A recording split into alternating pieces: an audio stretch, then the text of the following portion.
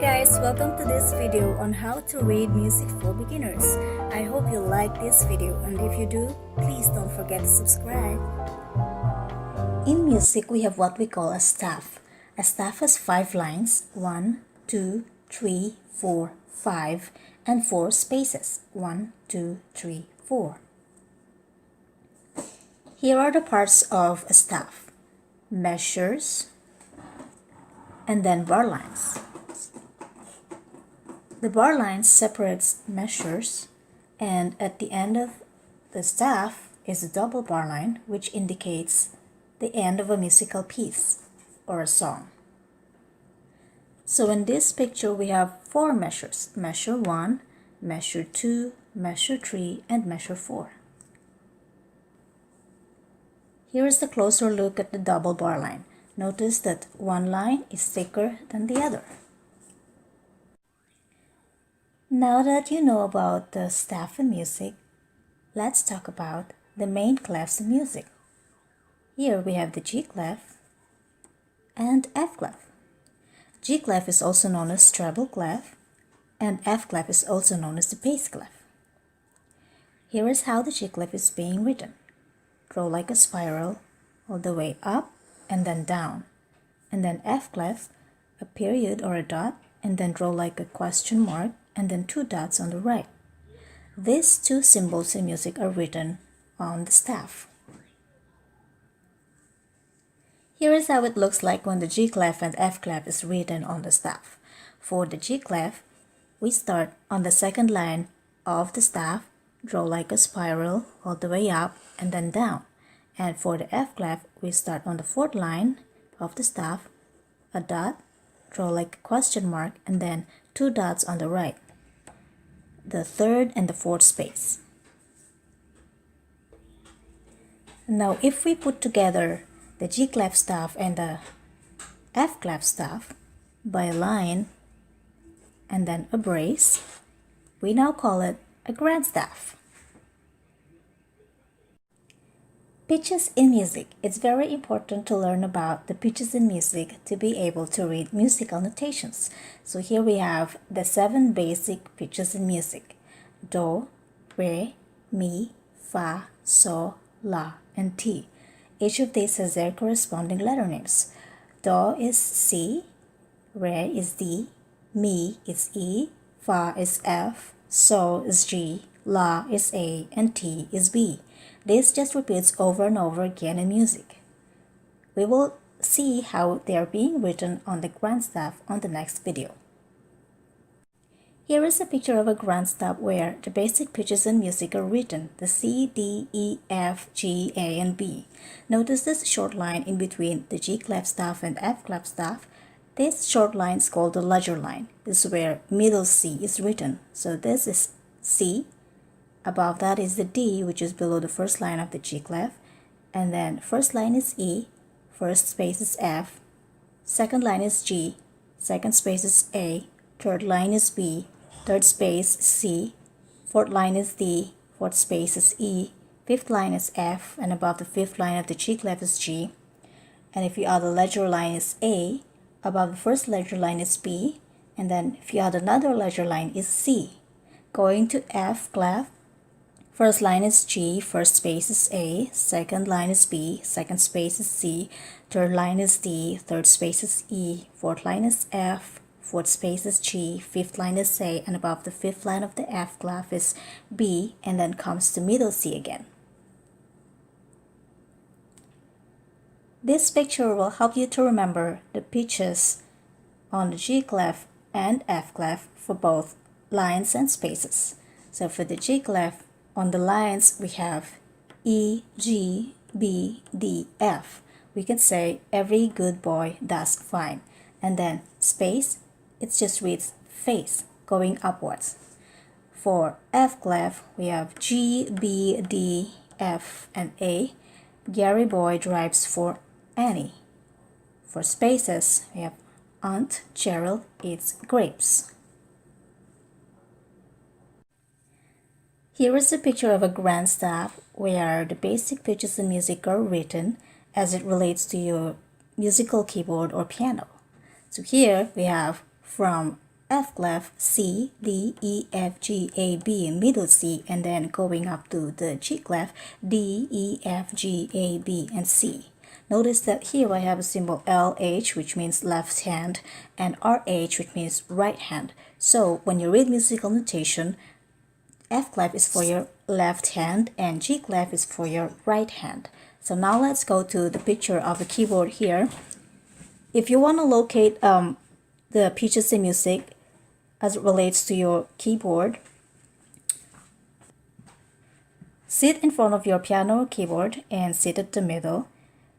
Look at the black keys. There is a pattern of 2, 3, 2, 3 over and over again. So here we have 2 black keys, 3 black keys, 2 black keys, 3 black keys, and so on.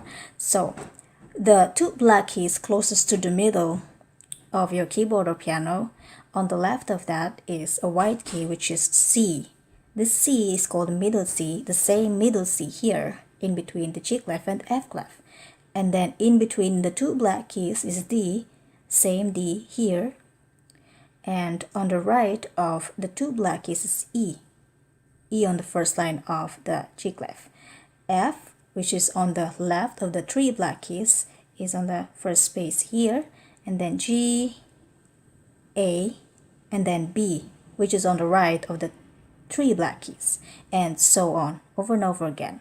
So this from here to here is where you'll read on for your right hand, which is on the G clef, and then going downwards here will also go downward here on the grand staff. So this is the middle C, then this is B, and then A, G, F, E, D, and C.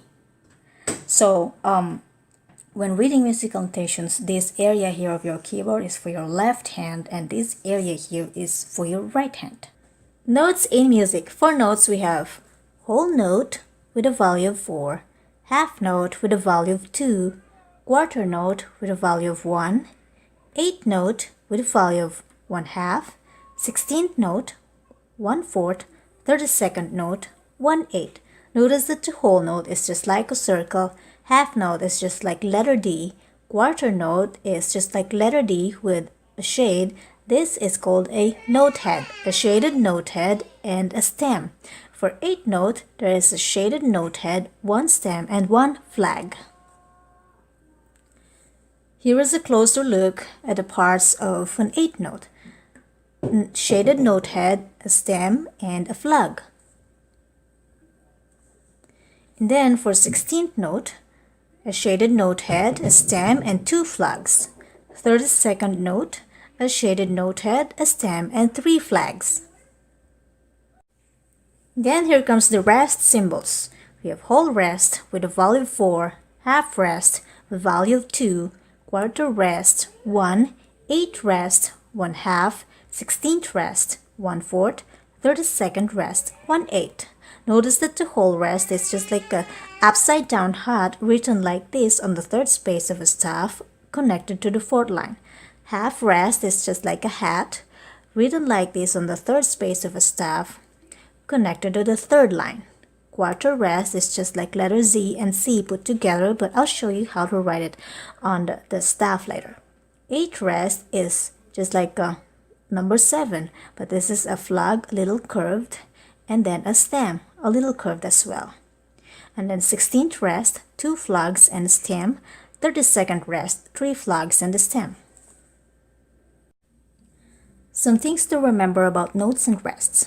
For notes, 1 whole note is equal to 2 half notes. 1 half note is equal to 2 quarter notes. 1 quarter note is equal to 2 eighth notes. 1 eighth note is equal to 2 16th notes. 1 16th note is equal to 2 32nd notes. For rest, 1 whole rest is equal to 2 half rests. 1 half rest is equal to 2 quarter rests. 1 quarter rest is equal to 2 eighth rests. 1 eighth rest is equal to 2 16th rests.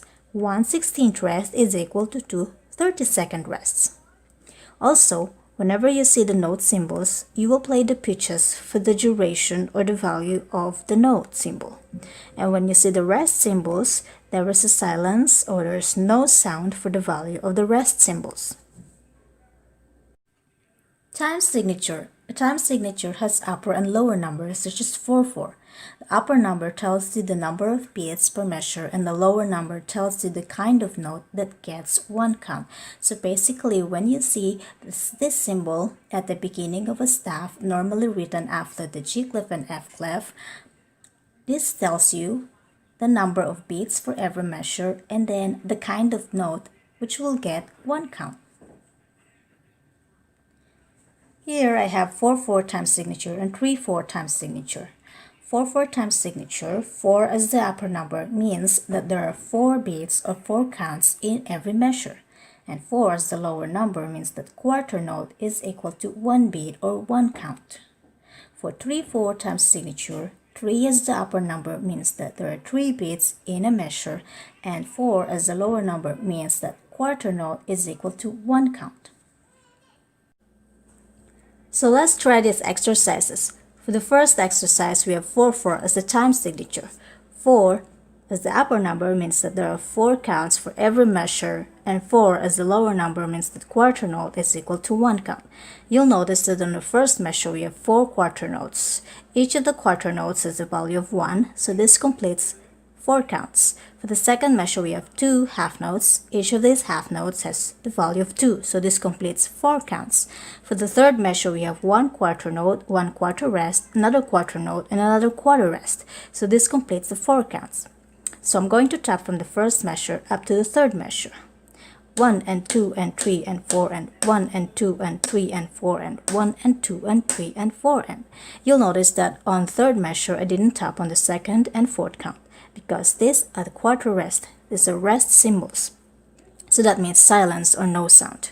Again, I'm going to tap from the first measure up to the third measure. 1 and 2 and 3 and 4 and 1 and 2 and 3 and 4 and 1 and 2 and 3 and 4. So for the second exercise, we have 3/4 as the time signature. 3 as the upper number means that there are 3 counts for every measure, and 4 as the lower number means that quarter note is equal to 1 count. So for the first measure, you'll notice that we have 3 quarter notes. This completes the count of 3 counts. For the second measure, we have 1 half note and 1 quarter rest. This completes 3 counts since half note has a value of 2 and quarter rest is a value of 1. For the third measure, we have 1 quarter note, 2 eighth notes, and another quarter note. We studied earlier that 1 quarter note is equal to 2 eighth notes. So the 2 eighth notes here is equivalent to 1 count. The 2 eighth notes here are connected by this line, which is called the beam. So now I'm going to tap from first measure to the third measure. 1 and 2 and 3 and 1 and 2 and 3 and 1 and 2 and 3 and. Again, 1 and 2 and 3 and 1 and 2 and 3 and 1 and 2 and 3 and. Alright? This time, I'm going to play the exercises on the keyboard using just one key, and at the same time, I'm going to say the counting. So this exercise with the 4/4 time signature, I'm going to start from the first measure up to the third measure, and you can follow along. 1 and 2 and 3 and 4 and 1 and 2 and 3 and 4 and 1 and 2 and 3 and 4 and. Again from the first measure. 1 and 2 and 3 and 4 and 1 and 2 and 3 and 4 and 1 and 2 and 3 and 4 and. Now this one has 3/4 time signature. So from the first measure to the third measure, this is how it will sound. 1 and 2 and 3 and 1 and 2 and 3 and 1 and 2 and 3 and. Again from the first to the third measure. 1 and 2 and 3 and 1 and 2 and 3 and 1 and 2 and 3 and. This time the exercise is written on the staff. Here is a G clef symbol followed with a 4/4 time signature, which means that there are 4 counts for every measure, and then 4 as the lower number means that quarter note is equal to 1 count. Here we have 3 measures. The first measure, we have 4 quarter notes and the pitches are C, D, E, and F. The second measure, we have 2 half notes and the pitches are G and F. Third measure, we have quarter note, a quarter rest, a quarter note, and another quarter note. The pitches are E, D, and C. I'm going to play from the first to the third measure and you will hear a steady beat on the background. And I'm going to place my thumb on the middle C, my point finger on the D, third finger on the E, fourth finger on the F, and fifth finger on the G. So here's how it will sound. 1, 2, 3, 4.